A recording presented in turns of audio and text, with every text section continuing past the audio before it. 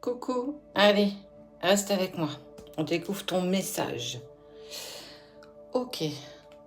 Prise de communication, reprise de communication. En tout cas, on voit qu'il y a de la communication qui va se faire. Alors peut-être via les SMS. Ça peut être aussi une communication verbale avec une personne. Qui est cette personne? Est-ce qu'on a la continuité des messages d'hier?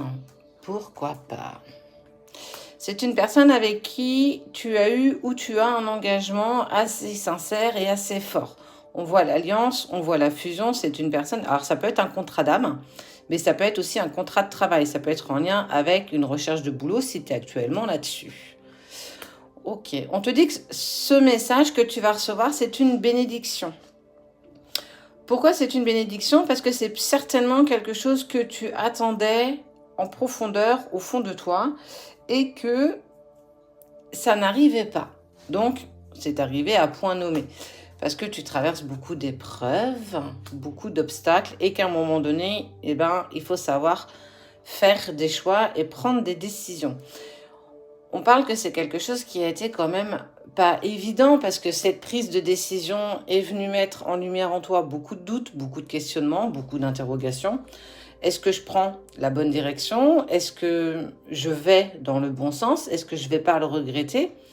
Alors moi j'ai une question, est-ce que tu prends cette décision par rapport à toi ou par rapport à une autre personne? Est-ce que cette décision est prise par dépendance ou elle est prise avec sincérité? Parce qu'on te dit bien, attention, parce que tu vas prendre une décision plutôt par sacrifice que par choix. Même si la carte choix ressort, on voit bien qu'il y a quand même une phase de sacrifice.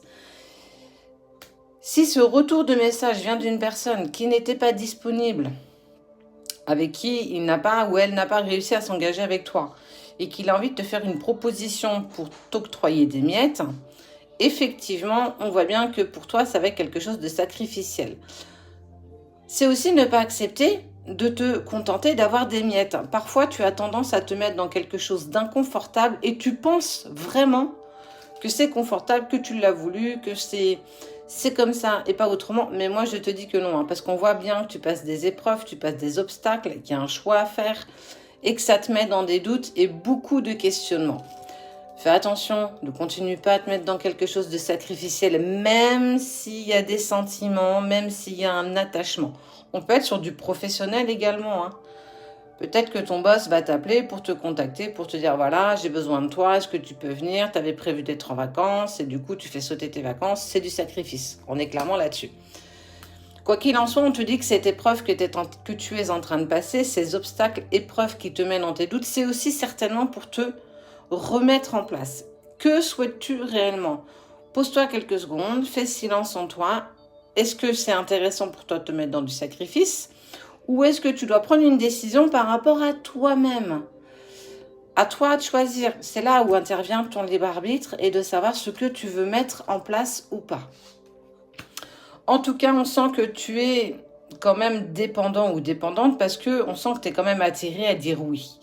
Ça peut être aussi la personne de ton cœur qui n'a pas aujourd'hui de place ou de temps à t'accorder plus que ça et te propose d'avoir que des miettes. À un moment donné, tu peux pas, c'est pareil, c'est pas possible. Et on te dit qu'il va falloir, lors de ce message, essayer d'exprimer ce que tu ne veux pas. J'entends ce que tu me dis, j'entends ce que tu me proposes, mais écoute, dans la situation actuelle, je ne peux pas, pour tes raisons qui te sont propres. Mais c'est financier, ça peut être professionnel, ça peut être amoureux, adapte vraiment à ta situation. Malgré, il y a beaucoup de tentations, on est vraiment en train de te tenter. Je ne sais pas ce que cette personne va te proposer. En tout cas, on sent que la tentation va être forte. Est-ce que tu vas être plus fort que ça? Et on te dit bien hein, que c'est un chemin initiatique et qu'il faut absolument que tu te positionnes. Sache que la position, la décision, le choix que tu prendras aura forcément un impact sur ton futur. Alors, accepter, refuser, on est bien dans l'ordre de tout ça.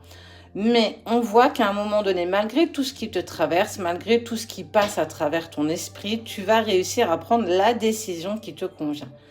Prends le temps, prends du recul, prends de la hauteur face à cette discussion que tu vas avoir pour pouvoir prendre la bonne décision.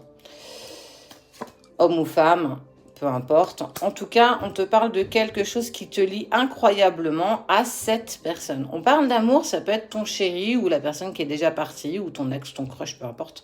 Mais ça peut être aussi par rapport à ton travail, un poste que tu as vraiment envie de continuer d'être parce que tu t'épanouis dans ce boulot-là. Mais en tout cas, on te demande de trouver ton équilibre, de trouver ton équité. À toi de prendre la bonne décision. Ce qui est sûr, c'est qu'il y a une proposition qui va t'être faite et tu devras réfléchir et prendre la bonne décision. Le choix, clairement, te revient.